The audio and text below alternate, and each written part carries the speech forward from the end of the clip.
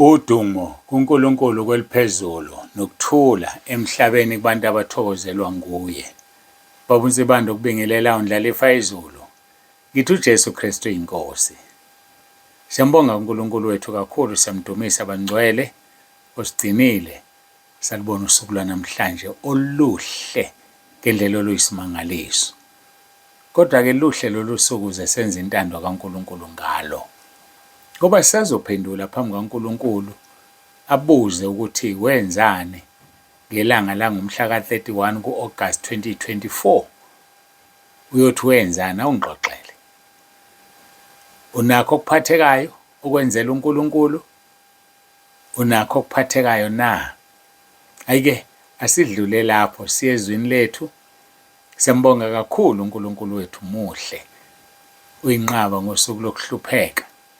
Uyabazi abaphephela kuyena. Uyabazi, angazi uma siyayi-understand lento ukuthi muhle uJehova uyinqaba ngosuku lokuhlupheka, uyabazi abaphephela kuye. Kusho ukuthi uvikela abaphephela kuye, hhayi abangaphepheli kuye. Yingakho kufanele sikhule kuRoma 10:9. Yingakho kufanele simvume ukuthi uyinkosi, ukuze phela siqale manje siphephele kuye ukuze asisize. Ngeke uNkulunkulu akusize akwenzele into ozothi uma uqede lapho uhambe uyodla izono kakhulu. Phela uNkulunkulu wazi ikusasa lakho. Ayike sikhuluma ngomkhuleko wenkosi yethu uJesu Kristu, ezikhulekela yena kanye nabafundi bakhe nabo bonke abakholwayo. Yizo silithola lapha kuJohn chapter 17 uverse 1 noverse 2. Singakafundi-ke ake ngiguqe sikhuleke sicela uNkulunkulu wethu abe kanye nathi ngomoya wakhe ongcwele.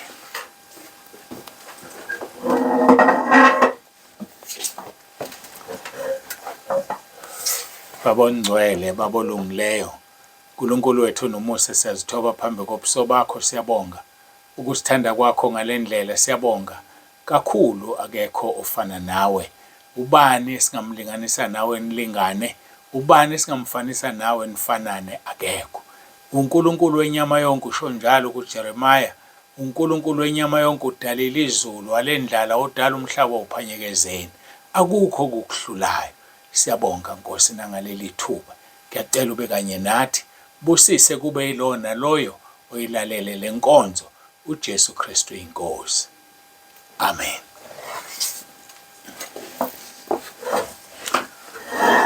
Siyambonga-ke kakhulu uNkulunkulu wethu bangcwele, siyamdumisa ukuba sikwazi ukuthi siphinde sihlangane ngale ndlela.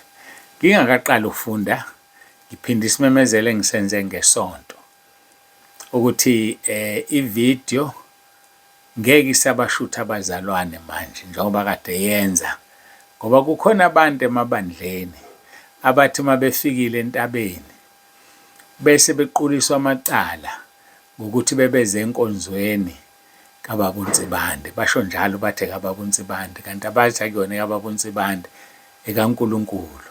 So bequliswa amacala, beniyofunani lapho. So-ke ngenxa yabo asisezuthatha iy'thombe abantu abahlezi, sizoshutha intshumayelo kuphela nalabo abafakazayo noma nalabo abenza izinto phambili. Ibona kuphela. So-ke noma ngabe bekwenzekani, angisezubathatha abazalwane ngenxa yabantu abafisayo ukuba kanye nathi kodwa bengaphumile emabandleni abo. Bayafisa ukuze enkonzweni zethu baxake ukuthi bazophuma ku-YouTube. Imangalise lento ukuthi khona abaholi abanesikhathi sokucubungula u-YouTube ukuthi ubani obekhona, ubani obengekho, aqoliswe icala. Hawu! Hayi, mina into engiyazi sisazoma phambi kaNkulunkulu. Usazobuzwa nje mholi ukuthi ngempela yini ndaba wena? Usuyimantshi yini? UsuNkulunkulu yini? Xabana nabantu ukuthi bebeyokhonzaphi? Yini abantu ngabadedeli ngoba sinabo abantu, akekho umuntu odala umuntu. Awumdalanga umuntu. Miyeke-ke umuntu kaNkulunkulu ayela efisa ukuya khona. Mina nje bakhululiwe ebandleni, bangayofellowship abakhonze noma yikuphi uma bethanda, bagade nje into eyodwa ukuthi bakhuleke bazibiyele, ngoba amanye alamabandla anemimoya. Uzohamba umuntu abuye nemimoya. Kodwa ngale kwalokho akukho umthetho ovimbela umuntu kuyayokhonza lapha athanda ukukhonza khona. So-ke ngenxa yalokho-ke abantu sengiwatholile ama-report, bayaquliswa amacala, asisezukwenza lokho. Abantu abakhululeke bezentabeni, abakhululeke bezentabeni, indlu kaJehova kuyabonelela. Wozani bafethu sokhonza uNkulunkulu ningesaba amabandla enu. Wozani, wozani, wozani. Hayi-ke asifunde izwi lenkosi ngokaJohane chapter 17 verse 1 no verse 2. Niwuhlabeke niwulabule, nibatshele nabanye abaseke basho bathi siyathanda thina ukuya, inkinga yethu sizophuma kwivideo, sizophuma ku-YouTube. Akusekho umuntu ozophuma ku-YouTube manje. Hayi, akusekho ngisho yedwa. Khululekani, khululekani, khululekani. Kuphuma abafakazi kuphela. Osehlelweni uyena ozophuma nentshumayelo-ke. Kufundeka kanjena John chapter 17 verse 1 and 2. Jesu wakhuluma lokho wayesephakamisela amehlo akhe ezulwini wathi, Baba, isikhathi sifikile, khazimulisa indodana yakho ukuze indodana ikukhazimulise wena. Njengalokhu iphila amandla phezu kwenyama yonke ukuba bonke oyiphe bona ibaphe ukuphila okuphakade. Uphiwa amandla phezu kwenyama yonke. Hayi-ke sinezwe esigijima nalo laphaya ngokaMathewu chapter 28 ngoqala kuverse 18. UJesu wasondela wakhuluma kubo wathi, ngiphiwe amandla onke ezulwini nasemhlabeni. Verse 19, ngalokho hambani nenze izizwe zonke abafundi. Sinomsebenzi wokwenza izizwe zonke abafundi. Kuthiwa-ke nibabhabhadise egameni likayise nelendodana nelikamoya ongcwele. Hayi-ke ngizibuzele nje mfundisi wami, bangaki osobabhabhadisile? Uyayenza nje le Great Commission. Bangaki osobabhabhadisile na? Eminyakeni eminingi edlule, mangicabanga ku-2013 noma u-2012 angisakhumbuli, sasinemvuselelo ebandleni. Sisanda ukuqala umsebenzi. Siyaxoxa-ke nje-ke sixoxa bese ngithi mina, uqolo ngithi mina, hayi uNkulunkulu wangibiza, ngibizele emsebenzini wakhe, kodwa akashongo ukuthi ngibhabhadise. So yikho ngingabhabhadisi, ngokubhabhadisa manje sengitshelile. Ebusuku ngalelo langa ngavulelwa iBhayibheli, le scripture sengisifundile, Mathewu 28 verse 18 kuya ku-20. Mawusuvuliwe lo Mathewu 28 ngawufunda, uthi uJesu wasondela wakhuluma kubo wathi, ngiphiwe amandla onke ezulwini nasemhlabeni. Verse 19, ngalokho hambani nenze izizwe zonke abafundi, nibabhabhadise egameni likayise nendodana nelikamoya ongcwele. Bese ngiyaphaphama. uNkulunkulu uyangithuma, uzwile ukuthi ngithe angibizelwanga mina ukubhabhadisa, uyangithuma manje ukuthi ngibhabhadise. Ngaqala lapho ukubhabhadisa abantu. Ngaqala ngaleso sikhathi.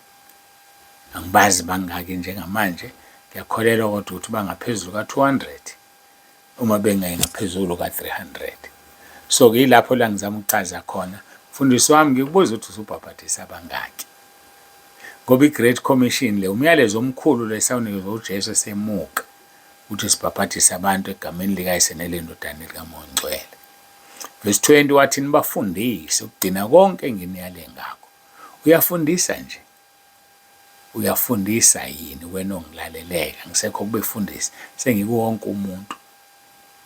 Uma ungenawo amandla okufundisa noma ungaphiwanga ukufundisa, letha abantu ekhaya lezwi ngoba uzoba necala. Mawuletha umuntu ekhaya lezwi, usukhululekile ngoba usuletha abantu abafundisekayo ukugcina konke uNkulunkulu asiyale ngakho. So uyabona ukuthi uphendula into ozoyibuza ukuthi usufundisa abangaki. Usuthi Nkosi, ngabathatha ngabafaka ekhaya lezwi base bayafundiseka. Ngoba usazobuzwa umsebenzi wethu sonke lo, ukufundisa abantu ukugcina konke uNkulunkulu asiyale ngakho. Ngibuza usufundisa abangaki mzalwane wami? Usufundisa abangaki mfundisi? Usubhabhadisa abangaki mfundisi? Hey, sisenkingeni ngiyakutshela wena.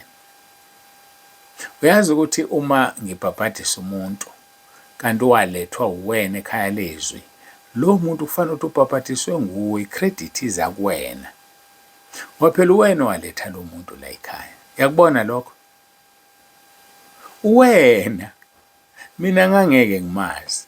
Awuthi-ke ngishenye into. Uletha umuntu la ekhaya, mhlawumbe wena awusebenzi. Uyihlalele ekhaya, uyazama impilo, akuphileki kahle kodwa uyahlanganisa. Uletha umuntu, kanti lo muntu uyasebenza. Afika alithande ivangeli, abese sekela umsebenzi kaNkulunkulu angenise okweshumi. Uyazi ukuthi umvuzo wakho loyo. Wena ongasebenzi, wena ongakhipha okweshumi. Lo muntu ukhipha okweshumi ngoba walethwa uwena entabeni indlu kaJehova kuyabonelelwa. Mayisekhipha okweshumi i-credit yakho. Uma lokhu kweshumi sekwenza umsebenzi kaNkulunkulu, wena isibusiso sakho, wena waletha lo muntu. Hayi angazi mina noma ngiyangizwa yini. Isibusiso indlela ende ngaye esihamba indlela ende. Angisho ukuthi lethana abantu abasebenzayo usibatshela umuntu akanikele ngoba ethanda. Angena umfundisi wemali mina. Uyazi bayazi abaningi sebangena sanda uqalwa igroup angikaze ngibiza imali. Cha. uNkulunkulu obiza imali, uNkulunkulu othinta abantu banikele. Khona bengikuvulela nje ipage ongalinakile. Lo muntu owamletha usenikele okweshumi, uyazi into isibusiso nawe uyasithola na? Ngoba ngabe akekho lo muntu, ngabe akunikele okweshumi, ngabe zenzeka izinto ezenzakalayo, sakha ama-branch njengamanje. Senze izinto eziningi uNkulunkulu athi sizenze sinikeze imali ngawe owaletha lo muntu onikelayo. Yazi khona into abantu abangayicabanga. Letha umuntu nginovalo ngalabo bantu amabhakede avuzayo. Umuntu aletha abantu abawu-10 emva kokuba sekuphuma abawu-12 abalethwe uye ngaphambili. Lo muntu ucanda uletha abantu aphinde alethe u-15 kanti sekuphume 10 aye ulethile kufanele ulethe 5. Liyavuza ibhakede. Ngiworried ngalabo bantu abasebenzele emuva. Kodwa ngeke sisho lutho, ngeke sithi bangabaletha, babaletha abantu. Ngoba umazi uzohlala, umazi ongezohlala. Awumazi uzodala ukuthi ubusiswe ngaye nongazobusiswa. Kodwa ake uzame phela ungabe ibhakede elivuzayo. Ake uzame nje ungabe ibhakede elivuzayo. Kuthiwa ke nibafundise ukugcina konke nginiyale ngakho. Laba bantu mabengena la ekhaya lezwi befundiseka bafundiswe wena nje obalethileyo. Credit iza kuwena. Ngikhumbula omunye ejabulela ukuthi umuntu wamletha usewumfundisi ugcotshiwe. Wajabula lo mzalwane. Kufanele ngoba lo mfundisi osigcotshwayo manje uzosiza imphefumulo yabantu uyena owamletha ekhaya lezwi. Hayi bafowethu ake niletheni abantu. uNkulunkulu anisize nithole isibusiso. Nginenkinga-ke abahlali abefundisi. Abahlali angazi bashiswa yini. Kodwa ake ngidluleke lapho. Nibafundise ukugcina konke nginiyale ngakho. Bhekani mina nginani izinsuku zonke kuze kube sekupheleni. Sethembiso lesi. Jesu nawe izinsuku zonke kuze kube sekupheleni. Uma umuntu wamlethayo ebhabhadiswe egameni likaYise likaMoya Ongcwele, wena nje kufanele ukuthi wena umbhabhadisayo isibusiso siza kuwena. Ngoba lo muntu wamletha ufike wasindiswa, waphenduka, wavuma izono, wabhabhadiswa. Ukube awumlethanga la ngaba kabhabhadiswa. Isibusiso siza kuwena ngoba wena wenze umsebenzi omkhulu oncobe ngayo kuNkulunkulu. Qhubeka-ke wenza umsebenzi omkhulu. Ubaletha abantu uNkulunkulu akubusise. Sho njalo uJesu mayisehamba. Sifunda verse 18, 19 and 20. Jesu wasondela wakhuluma kubo wathi ngiphiwa amandla onke ezulwini nasemhlabeni. Ngalokho hambani nenze izizwe zonke abafundi nibabhabhadise egameni likaYise nelendodana nelikaMoya Ongcwele. Nibafundise ukugcina konke enginiyale ngakho. Bhekani mina nginani izinsuku zonke kuze kube sekupheleni. Ngiyathanda ukuthi-ke sibuke amandla. Ngiyathanda sibuke amandla. Amandla uJesu akawanikeziwe. Siyawabona laphaya kuKolose. Uma ungena lapha kuKolose, ngizocela ukuthi ngifunde emva kwalokho bese ngiyathandaza. Ukudinwa inkosi uNkulunkulu esasibekile ngomsombuluko, ikhona sizokugxila siqine kuleli vesi. Base Kolose chapter 1. Siqale kuvesi verse 13. Owasikhulula emandleni obumnyama nowasibeka embusweni wendodana yothando lwakhe, verse 14. Okukuyo sinokuhlengwa ukuthethelelwa kwezono, verse 15. Yona ingumfanekiso kaNkulunkulu ongena kubonwa, izibulo lezidalwa zonke, verse 16. Ngokuba kwadalelwa kuyo konke okusezulwini nasemhlabeni, okubonwayo nokungabonwa, nokuba kuyizihlalo zobukhosi, nokuba kuyimibuso, nokuba kuyizikhulu, nokuba kuyiziphathimandla, yona nokuba kuyiziphathimandla, konke kwadalwa ngayo, kwadalelwa yona, verse 17. Yona ingaphambi kwakho konke, nezinto zonke zimi ngayo. Yona iyinhloko yomzimba, ngisho ibandla, engukuqala, izibulo kwabafileyo, ukuze yona ibe ngokuqala ezintweni zonke. Ngokuba kwaba kuhle kuye ukuba ukugcwala konke kuhlale kuyo, nokuba ngayo abuyisane nakho konke esenzile ukuthula ngegazi lesiphambano sayo. Yebo, ngayo, nokuba kuyizinto ezisemhlabeni nokuba engezisezulwini. Sogcina la kuvesi 20. uJesu loyo namandla awanikeziwe. Sizilokhu siwabuka amandla awanikeziwe, sibuka izinto azenzayo nazenzile. Siyambonga uNkulunkulu kakhulu. Ngiyacela siguqe, sikhuleke. Wena nje yenza sure ukuthi wenza izizwe zonke abafundi. Yenza sure ukuthi abantu uyababhabhadisa. Uma ungekho kulawo magunya, balethe phela ekhaya lezwi khona bezobhabhadiswa, bavume izono zabo, balethe ekhaya lezwi khona bezofundiswa ukugcina yonke imiyalo. Icredit izoza kuwena. Imiphumela yalokho lowo muntu usuke lethwe uwena. uNkulunkulu uzobusisa wena. Siyambonga uNkulunkulu wethu ngothando olungaka sithande ngalo. Ayibe yinhle impela sonto yakho. uJesu Kristu inkosi. Baba uNsibande, uthi asiguqe sikhuleke.